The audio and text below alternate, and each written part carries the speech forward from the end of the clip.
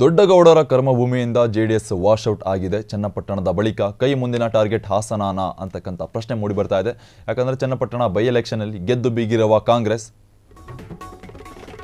Doddagoudar ಕರ್ಮಭೂಮಿಯಿಂದ JDS washout ಆಗಿದೆ. ಚನ್ನಪಟ್ಟಣದ ಬಳಿಕ ಕೈ ಮುಂದಿನ ಟಾರ್ಗೆಟ್ ಹಾಸನಾನ ಅಂತಕ್ಕಂಥ ಪ್ರಶ್ನೆಗಳು ಪದೇ ಪದೇ ಮೂಡಿ ಬರ್ತಾ ಇದೆ. ಯಾಕಂದ್ರೆ ಚನ್ನಪಟ್ಟಣ ಬೈ ಎಲೆಕ್ಷನ್ ಅಲ್ಲಿ ಕಾಂಗ್ರೆಸ್ ಗೆದ್ದು ಬೀಗಿರ್ತಕ್ಕಂಥದ್ದು. ಈ ಮೂಲಕ ತೆನೆಭದ್ರಕೋಟೆಗೆ ಎಂಟ್ರಿ ಕೊಟ್ಟಿರುವ ಕೈ ಕಾಂಗ್ರೆಸ್ ಹಳೆ ಮೈಸೂರು ಭಾಗದಲ್ಲಿ ರಾರಾಜಿಸಲು ಸಿದ್ಧತೆಗಳನ್ನು ಮಾಡಿಕೊಳ್ಳಲಾಗ್ತಾ ಇದೆ. ಕಾಂಗ್ರೆಸ್ನಿಂದ ರಾಜ್ಯಾದ್ಯಂತ ತಮ್ಮ ಪ್ರಾಬಲ್ಯ ಹೆಚ್ಚಿಸಿಕೊಳ್ಳಲು ರಣತಂತ್ರವನ್ನು ಎಸಗಲಾಗ್ತಾ ಇದೆ. ಕಾಂಗ್ರೆಸ್ನಿಂದ ದೊಡ್ಡಗೌಡರ ಕರ್ಮಭೂಮಿಯಿಂದ ಜೆಡಿಎಸ್ ವಾಶ್ಔಟ್ ಆಗಿರ್ತಕ್ಕಂಥದ್ದು. ಚನ್ನಪಟ್ಟಣದ ಬಳಿಕ ಕೈ ಮುಂದಿನ ಟಾರ್ಗೆಟ್ ಹಾಸನಾನ ಅಂತಕ್ಕಂಥ ಪ್ರಶ್ನೆಗಳು ಕೂಡ ಮೂಡಿ ಬರ್ತಾ ಇದೆ. ಹಾಸನದಲ್ಲಿ ಕಾವೇರಿದ ರಾಜಕೀಯ ಚಟುವಟಿಕೆಗಳು. ಹಾಸನದಲ್ಲಿ ಸ್ವಾಭಿಮಾನಿ ಸಮಾವೇಶಕ್ಕೆ ತಯಾರಿ ಕೂಡ ಮಾಡಿಕೊಳ್ಳಲಾಗ್ತಾ ಇದೆ. ಕಾಂಗ್ರೆಸ್ನಿಂದ 5 ಜಿಲ್ಲೆಗಳ ಕಾರ್ಯಕರ್ತರನ್ನ ಸೇರಿಸಿ ಸಮಾವೇಶಕ್ಕೆ ರೆಡಿ ಮಾಡಿಕೊಳ್ಳಲಾಗ್ತಾ ಇದೆ. ಕಾಂಗ್ರೆಸ್ನಿಂದ ಸಿದ್ದರಾಮಯ್ಯ ಬೆಂಬಲಿಗರಿಂದ ಸಮಾವೇಶಕ್ಕೆ ಪ್ಲಾನ್ ಕೂಡ ಮಾಡಿಕೊಳ್ಳಲಾಗ್ತಾ ಇದೆ. ಹಾಸನದಲ್ಲಿ ಸಿಎಂ ಸಿದ್ದರಾಮಯ್ಯ ಬೆನ್ನಿಗೆ ನಿಂತಿರುವ ಬೆಂಬಲಿಗರು ಡಿಸೆಂಬರ್ 5ರಂದು ನಡೆಯಲಿದೆ ದೊಡ್ಡ ಮಟ್ಟದ ಸಮಾವೇಶ. ಈ ಸಮಾವೇಶಕ್ಕೋಸ್ಕರ ಎಲ್ಲ ಸಿದ್ಧತೆಗಳನ್ನು ಮಾಡಿಕೊಳ್ಳಲಾಗ್ತಾ ಇರತಕ್ಕಂಥದ್ದು. ಹಾಸನದಲ್ಲಿ ತಮ್ಮ ಪ್ರಾಬಲ್ಯತೆಯನ್ನು ಹೆಚ್ಚಿಸಿಕೊಳ್ಳಲು ಎಲ್ಲ ತಂತ್ರವನ್ನು ಹೆಣಗಲಾಗ್ತಾ ಇದೆ ಕಾಂಗ್ರೆಸ್ನಿಂದ. ಚನ್ನಪಟ್ಟಣ ಆಯಿತು, ಈಗ ಹಾಸನಕ್ಕೆ ಕೈ ಹಾಕಿರ್ತಕ್ಕಂಥದ್ದು ಕೈ ಪಕ್ಷ. ದೇವೇಗೌಡರ ಕರ್ಮಭೂಮಿಯಲ್ಲೇ ಸಿದ್ದು ಸಮಾವೇಶಕ್ಕೆ ರೆಡಿ. ಈ ಮೂಲಕ ಪ್ರತಿಪಕ್ಷಗಳಿಗೆ ಟಾಂಗ್ ಕೊಡಲು ತಂತ್ರವನ್ನು ಹೆಣೆಯಲಾಗ್ತಾ ಇದೆ ಸಿಎಂ ಸಿದ್ದರಾಮಯ್ಯ ಅವರಿಂದ. ಸಿದ್ದು ವಿರುದ್ಧ ಸಾಲು ಸಾಲು ಆರೋಪ ಮಾಡಿರುವ ಜೆಡಿಎಸ್, ಹೀಗಾಗಿ ತೆನೆಭದ್ರಕೋಟೆಯನ್ನೇ ಆಯ್ಕೆ ಮಾಡಿರುವ ಸಿದ್ದು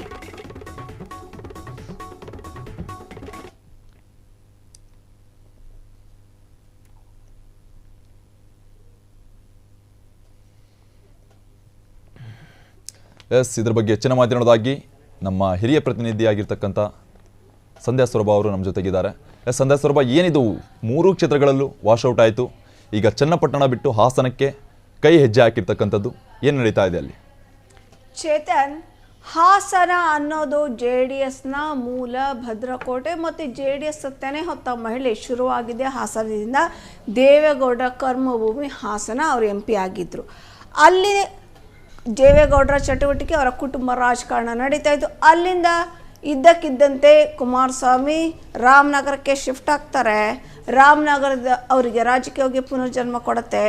ರಾಮನಗರದಿಂದ ಮತ್ತೆ ಅವರು ಸೋತು ಮಂಡ್ಯಕ್ಕೆ ಹೋಗ್ತಾರೆ, ಅಲ್ಲಿ MP ಆಗ್ತಾರೆ. ಚನ್ನಪಟ್ಟಣದಲ್ಲಿ ಮಗನನ್ನು ಹೇಗಾದರೂ ಮಾಡಿ ರಾಜಕೀಯಕ್ಕೆ ತರಬೇಕು. ಹಿಂದೆ ಅವರ ಪತ್ನಿ ಆಗಿದ್ದರು ಶಾಸಕಿ, ಈಗ ಸ್ವತಃ ಅಣ್ಣ ಏನು HD ರೇವಣ್ಣ ಇದ್ದಾರೆ, ಅವರ ಕುಟುಂಬಕ್ಕೆ ಸೆಡ್ಡು ಹೊಡೆಯೋಕೆ ತನ್ನ ಕುಟುಂಬವನ್ನು ಮುಂದೆ ತರಬೇಕು ಅನ್ನೋ ಪ್ಲ್ಯಾನ್ನಲ್ಲಿ ಈಗ ಎಲ್ಲ ಸಿದ್ಧತೆಗಳು ನಡೀತಾ ಇದೆ. ಹಾಸನದಲ್ಲಿ ಈಗ ಹೇಳಿ ಕೇಳಿ ಪ್ರಜ್ವಲ್ ರೇವಣ್ಣ MP ಆಗಿಲ್ಲ. ಪ್ರಜ್ವಲ್ ರೇವಣ್ಣನ ಪ್ರಾಬಲ್ಯ ಕಡಿಮೆ ಆಗಿದೆ. ಒಂದು ಪೆಂಡ್ರೈವ್ ವಿಚಾರವಾಗಿ ಮತ್ತು HD ರೇವಣ್ಣ ಮತ್ತು ಅವರ ಪುತ್ರ ಪ್ರಜ್ವಲ್ ರೇವಣ್ಣ ಏನಿದ್ದಾರೆ, ಭವಾನಿ ತಾಯಿ ಭವಾನಿ ರೇವಣ್ಣ, ಅವರೆಲ್ಲರ ರಾಜಕೀಯ ಸದ್ಯಕ್ಕೆ ನಿಂತ ಚಟುವಟಿಕೆ ಆಗಿದೆ. ಇಲ್ಲಿ ಮೊದಲು ಹಾಸನದಿಂದ ಶುರುವಾದಂತಹ JDS ರಾಮನಗರಕ್ಕೆ ಹೋಗುತ್ತೆ. ರಾಮನಗರದಲ್ಲಿ ಪುನರ್ಜನ್ಮ ಪಡ್ಕೊಳುತ್ತೆ. ಅಲ್ಲಿ ಕುಟುಂಬ ರಾಜಕಾರಣವನ್ನು ಬೆಳೆಸಬೇಕು ಅನ್ನೋ ನಿಟ್ಟಿನಲ್ಲಿ ಸೀದಾ ಮತ್ತೆ ಚನ್ನಪಟ್ಟಣಕ್ಕೆ ಹೋಗ್ತಾರೆ. ಚನ್ನಪಟ್ಟಣದ ಮೊನ್ನೆ ನಡೆದಂತಹ ಏನು ಉಪಚುನಾವಣೆಯಲ್ಲಿ ನಿಖಿಲ್ ಕುಮಾರಸ್ವಾಮಿ ಭಾರಿ ಸೋಲನ್ನು ಅನುಭವಿಸ್ತಾರೆ. ಅಲ್ಲಿ ಹೇಳಿ ಕೇಳಿ JDS ಇಲ್ಲ ಅನ್ನೋದು ಸಾಬೀತಾಗತ್ತೆ. ಯಾಕಂದರೆ ಲೋಕಸಭೆಯಲ್ಲಿ ಟಾರ್ಗೆಟ್ ಮಾಡಿದ್ದು ಹಳೆಯ ಮೈಸೂರು ಭಾಗವನ್ನು BJP.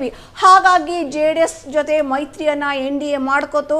JDSನ ಭದ್ರಕೋಟೆ ಹಳೆಯ ಮೈಸೂರು ಭಾಗ, ಆ ಭಾಗವನ್ನು ಹೇಗಾದರೂ ಮಾಡಿ ವಶಪಡಿಸ್ಕೊಂಡ್ರೆ ನಾವು ಗೆದ್ದು ಬೀಗಿದಂತೆ ಆಗತ್ತೆ ಅಂತ ಹೇಳಿ ಕುಮಾರಸ್ವಾಮಿ ಜೊತೆ ಒಂದು ಟೈಅಪ್ ಮಾಡ್ಕೋತಾರೆ. ಆದರೆ ಈಗ ಎಲ್ಲೂ ಕೂಡ JDS ಇಲ್ಲ. ಹಳೆಯ ಮೈಸೂರು ಭಾಗದಿಂದ ಒಂದರಿಂದ ಎಲ್ಲ ಸೋಲು ಆಗ್ತಾ ಇದೆ. ಅವರು MP ಆದರೂ ಕೂಡ ಮಗನನ್ನು ಗೆಲ್ಸೋಕ್ಕೆ ಆಗಲಿಲ್ಲ. ಹಾಸನದಲ್ಲಿ ಪ್ರಜ್ವಲ್ ರೇವಣ್ಣ, HD ರೇವಣ್ಣ ಹಾಗೆ ಭವಾನಿ ರೇವಣ್ಣ ವಿರುದ್ಧ ಸಾಲು ಕೇಸ್ಗಳಿವೆ, ವಿವಿಧ ಪ್ರಕರಣಗಳಿವೆ.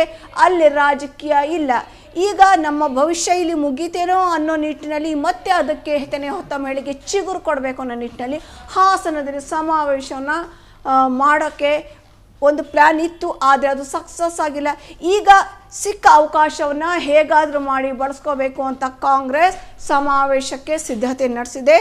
ನಾವು ಇಲ್ಲಿ ನಡೆದಂತಹ ಎಲ್ಲ ಹಳೆಯ ಮೈಸೂರು ಭಾಗದ ಏನು JDSನ ಒಕ್ಕಲಿಗರ ಪ್ರಾಬಲ್ಯ ಏನಿದೆ ಅದನ್ನು ಕೈ ಎತ್ತ ಸೆಳಿಬೇಕು ಅನ್ನೋ ನಿಟ್ಟಿನಲ್ಲಿ ಈಗ ಪ್ಲ್ಯಾನ್ ಮಾಡಿಕೊಂಡು ಸಮಾವೇಶಕ್ಕೆ ಕಾಂಗ್ರೆಸ್ ಸಿದ್ಧ ಆಗ್ತಾ ಇದೆ. ಇಲ್ಲಿ ಸೋಲು ಅಲ್ಲಿ ಗೆಲುವನ್ನು ಪಡೆಯೋ ನಿಟ್ಟಿನಲ್ಲಿ ಈಗ ಕಾಂಗ್ರೆಸ್ ಉಪಚುನಾವಣೆಯ ಯಶಸ್ಸಿನಿಂದ ಹಾಸನದತ್ತ ಕಣ್ಣಿಟ್ಟಿದೆ. ಹಾಸನದಲ್ಲಿ ಸದ್ಯಕ್ಕೆ ತೆನೆ ಹೊತ್ತ ಮಹಿಳೆಯರ ರಾಜಕೀಯ ಚಟುವಟಿಕೆ ನಿಂತ ನೀರಾಗಿದೆ. ಚೇತನ್, ಎಸ್, ಧನ್ಯವಾದಗಳು ಸಂಧ್ಯಾ ನಿಮ್ಮೆಲ್ಲ ಮಾಹಿತಿಗಾಗಿ.